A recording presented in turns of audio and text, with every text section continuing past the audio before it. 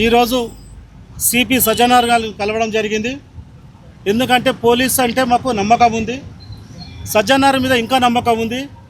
దేని విషయంలో కలిసినామంటే బాలాపూర్ ప్రాంతంలో జల్పల్లి మున్సిపాలిటీలో అనేక మంది రోహింగ్యాలు వచ్చి ఆ ప్రాంతంలో వేలాది మంది 2008లో ఇప్పుడు మాకు వచ్చిన తెలిసింది ఏంటంటే 2008లోనే అధికారికంగా 10,000 మంది అని చెప్తున్నారు.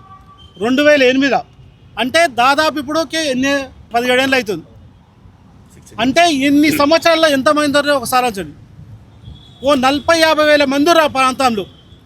మేము మొన్న ఎలక్షన్ ఎస్ఐఆర్ వచ్చిన సందర్భంలో మేము ఓట్లను మొత్తం ట్రేస్ చేస్తే మేము ఎలక్షన్ కమిషనర్ గారికి వేయడం జరిగింది. ఎన్ని ఓట్లు పేకున్నాయంటే 42,616 ఓట్లు పేక్ ఓట్లు వచ్చినాయి, దొంగ ఓట్లు వచ్చినాయి. ఇప్పుడు మేము సజ్జనార్ కలవడం, సిపి గారిని కలవడం ఉద్దేశం ఏంటంటే ఆ ప్రాంతంలో బిఎల్ఓలు తిరగాలంటే ఇబ్బంది అవుతుంది, తిరగనిస్తలేరు. బిఎల్ఓ 2 పోవాలంటే భయపడుతుర్రు. దీనికి అసదుద్దీన్ ఓవైసీ 3 రోజుల కింద వచ్చి జల్పల్లి మున్సిపాలిటీలో నేను ఉన్నా అనే భరోసాతో ఇచ్చి అనేక దొంగ ఓట్లు గుంజుకొని బిఎల్ఓ తన గుంజుకొని ఫోన్లు గుంజుకొని ఓటీపీలు తీసుకొని వాళ్ళు దొంగ ఓట్లు ఎక్కిస్తారు. కాబట్టి ఈరోజు సజ్జనార్ కలవడం జరిగింది. నిజంగా కూడా చెప్తున్నా, కాంగ్రెస్ పార్టీని రేవంత్ రెడ్డి గారిని అడుగుతున్నా, నువ్వు పూరీలు ఫుట్బాల్ ఆడడం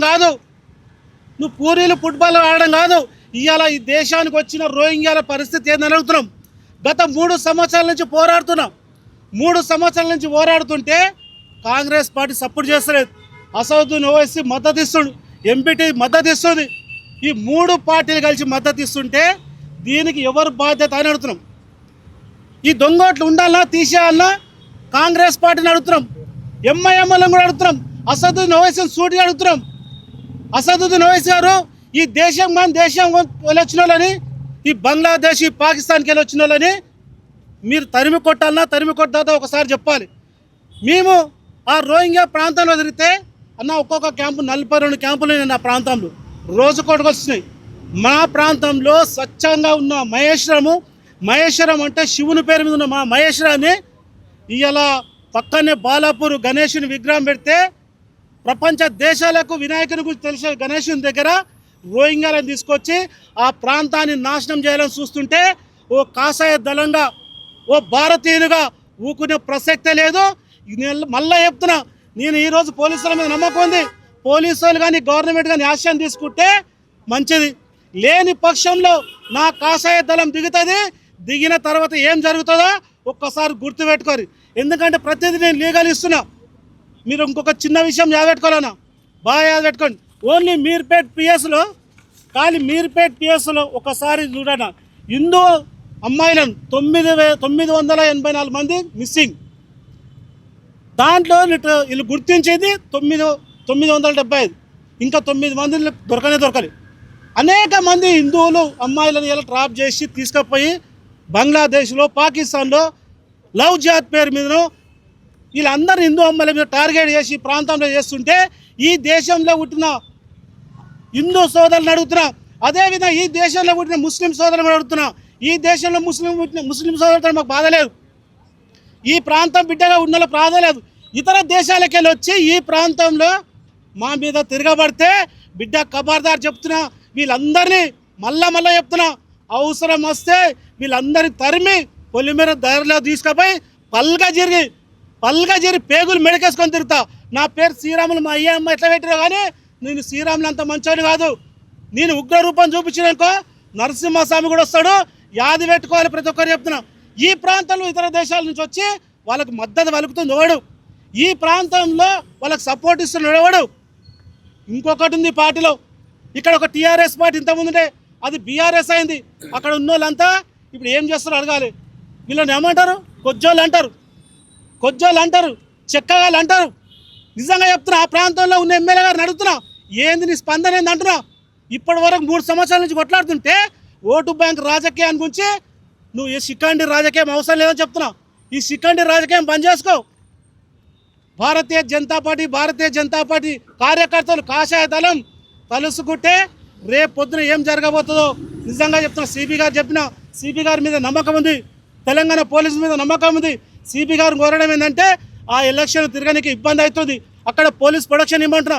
మీకు శాతగాని ఎలా కావాలంటే కేంద్రం బలగాలను తీసుకోండి, ఆ ప్రాంతంలో జెన్యూన్ ఓట్లు ఉండాల్సిన బాధ్యత మా అందరం కోరుకుంటూ ఈ అవకాశం ఇచ్చిన మీడియా సోదరులకు నమస్కరిస్తున్నాం. ప్రతి బిఎల్ఓకి ఒక పోలీస్ ఇవ్వమంటున్నా మీరు అర్థం కాలేదు. అంటే బిఎల్ అక్కడ ఉన్న బిఎల్ఓలకు భద్రత లేకుండా అయింది. ఆల్రెడీ బిఎల్ఓలు తిరుగుతుంటే వాళ్ళతో ఇన్ఫర్మేషన్ గుంజుకుంటారు, ఫోన్లు గుంజుకొని ఓటీపీ తీసుకొని వాళ్ళు ఇష్టం ఉన్నట్టు చేస్తారు. కాబట్టి వాళ్ళకి భద్రత ఇవ్వమంటారు. నిజంగా తెలంగాణ పోలీసు మీద నమ్మకం ఉంది, పోలీసులని యాక్షన్ తీసుకోమంటారు. ఇప్పుడు సోదరుడు చెప్పినట్లు విషయం మీకు అందరికీ తెలుసు. ఈరోజు సజ్జనారాయణ గారిని కలవడానికి కారణం ఏంటంటే అక్కడ ఉన్నటువంటి ఏవైతే ఈ రోయింగా బెల్ట్లు ఉన్నాయో ఇప్పుడు దాదాపుగా 42 షెల్టర్స్ ఉన్నాయి. ఆ షెల్టర్స్ పైన ప్రత్యేకమైన దృష్టి పెట్టి దాన్ని నిజాయితీగా మన ట్రాన్స్పరెంట్గా అక్కడ ఉన్నటువంటి ఓటర్ లిస్టును ఎన్విరాన్మెంట్ చేయాలని చెప్పే ఉద్దేశం మీదనే మేము కలవడం జరిగింది. లేని పక్షంలో మీతో కాకపోతే మా యొక్క కార్యకర్తలమే మేమే ఆ బస్తీలలోకి వెళ్ళి చేయాల్సిన పరిస్థితి వస్తుంది. ఆ పరిస్థితి అప్పుడు జరగాల్సినటువంటి పరిణామాలు అందుకే మీరు అందరూ ఊహించుకోవచ్చు.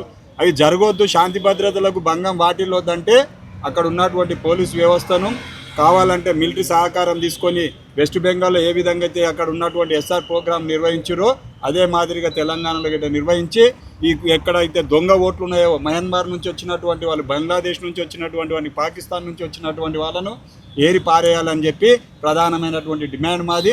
ఈ డిమాండ్ను మీరు అంగీకరించి సహకరించి మాకు సపోర్ట్ చేస్తారని చెప్పి నిజమైనటువంటి ఓటర్ లిస్టును మనం రూపొందించుకోవాలనే ఉద్దేశంతో మేము సజ్జనారాయణ గారిని కలవడం జరిగింది. సజ్జనార్ గారి గిట్ట సామరస్యంగా అతని గిట్ట మాకు స్పందించిండు. తప్పకుండా అట్టి విషయంలో మేము కులంకషంగా చర్చించి ఆలోచించి మీకు అక్కడ ప్రొటెక్షన్ ఇవ్వడానికి మేము ప్రయత్నం ఇస్తామని చెప్పి చెప్పడం జరిగింది. వారిపై మాట పైన మేము ఈరోజు మా కార్యకర్తలకు గిట్ట మేము చెప్పుకొని నెక్స్ట్ జరగని ఎడల భారతీయ జనతా పార్టీ కాషాయ దళం తప్పకుండా బస్తీలకు వెళ్ళి బిఎల్ఓస్కు బాసడగా నిలబడి మా బిఎల్ఓ 2s కలిసి తిరిగి అక్కడ ఎన్విరాన్మెంట్ చేయిస్తామని చెప్పి మేము తెలియజేస్తున్నాం.